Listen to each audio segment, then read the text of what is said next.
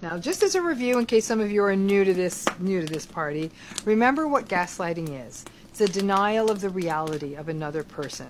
And this can be actually denying events that occurred, or behaviors that were engaged in, or words that were said, or it can just be an invalidation and denial of a person's emotions. Someone saying things like, you have no right to feel that way, or you're being too sensitive. But this is the type of gaslighting that has been coming up more and more, and I wish I'd pointed it out earlier as a form of gaslighting, because it is. Most of you have experienced this too. It's actually a big contributor for why many people are stuck in gaslighted and narcissistic relationships. So let's tell it as a story. You know the scenario well. Behind closed doors in a narcissistic relationship, it's invalidation, devaluation, manipulation, lying, criticism, anger, rage.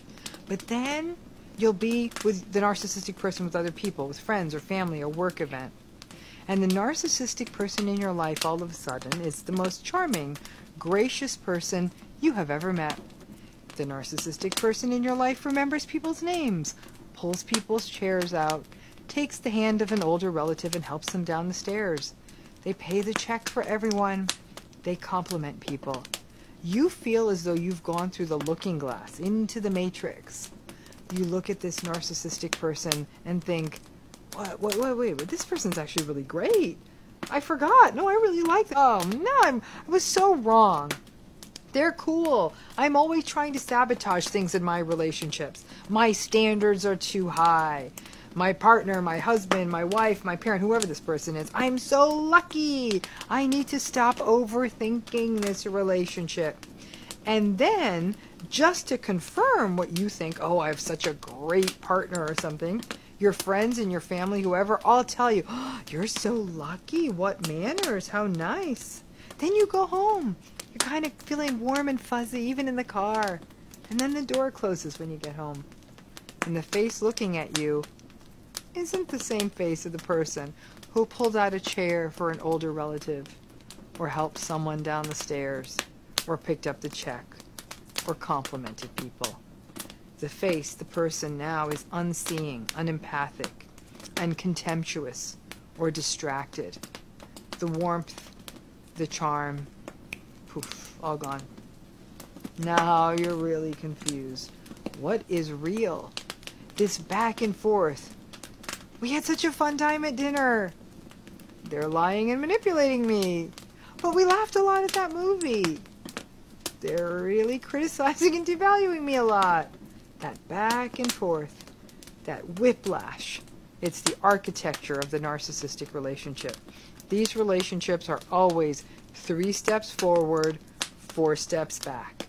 But the cognitive dissonance means that you focus on the 3 steps forward and you don't notice with those 4 steps back, you are always falling behind, 1 step at a time. And it becomes easier to blame yourself than the relationship. But these big, grandiose shows of generosity and solicitude in front of other people, especially other people who may matter to you, that may be one of the ultimate gaslights. Because now everyone is in on the delusion. People see the generous, helpful, solicitous, charming person. And because most people out there don't understand or recognize narcissism or gaslighting, they think you are the problem.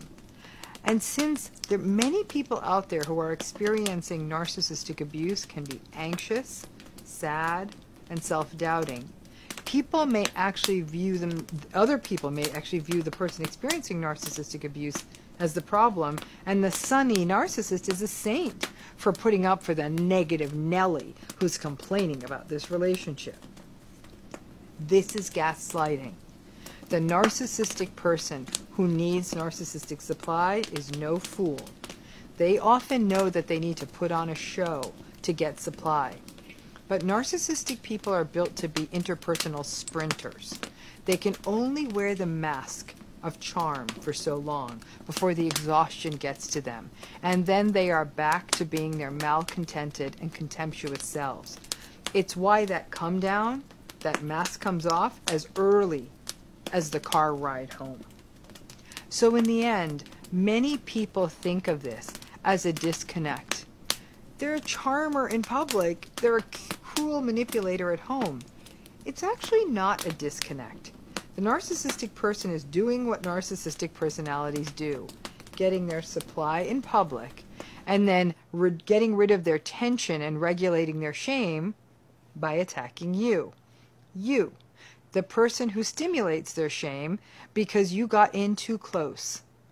The narcissistic tendency to be dismissive and even disgusted by true intimacy, closeness, emotional depth, and empathy in a relationship means that they are often contemptuous of those in their lives who need that closeness and intimacy, like children or spouses.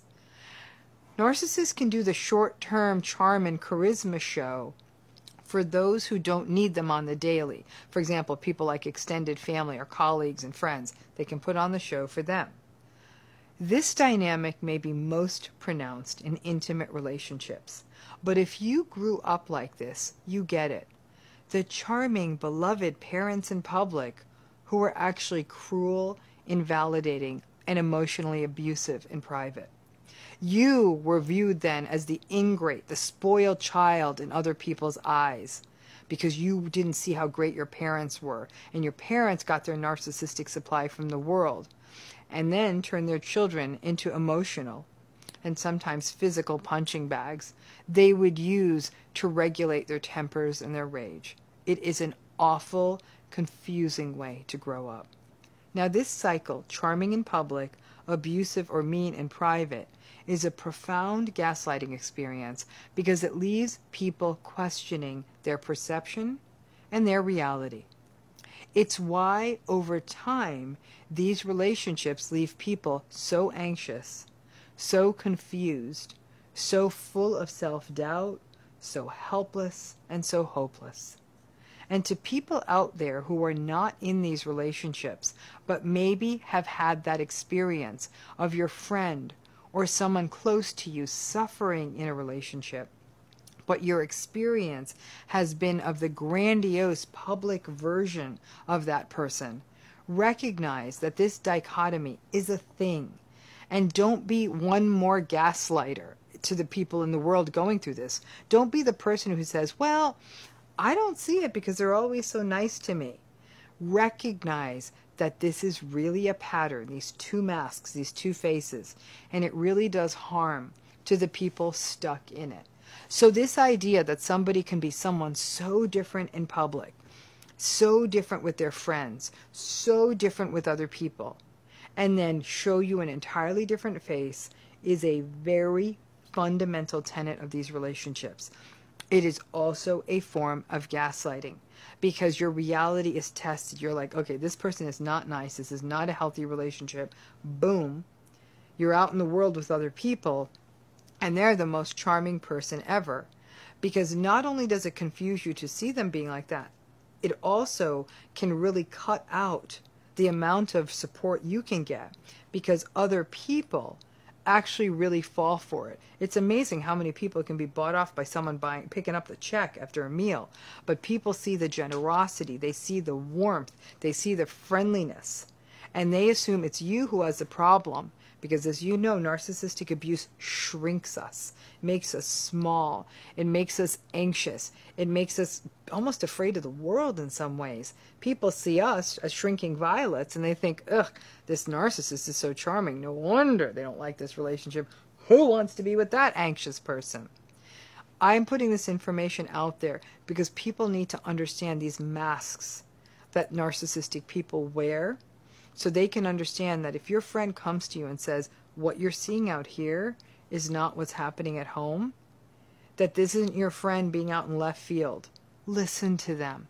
Because this dual life, this very confused Jekyll and Hyde, frankly, that's the life many people going through narcissistic abuse go through, and it is nothing but gaslighting, which is why you so often feel confused and upside down.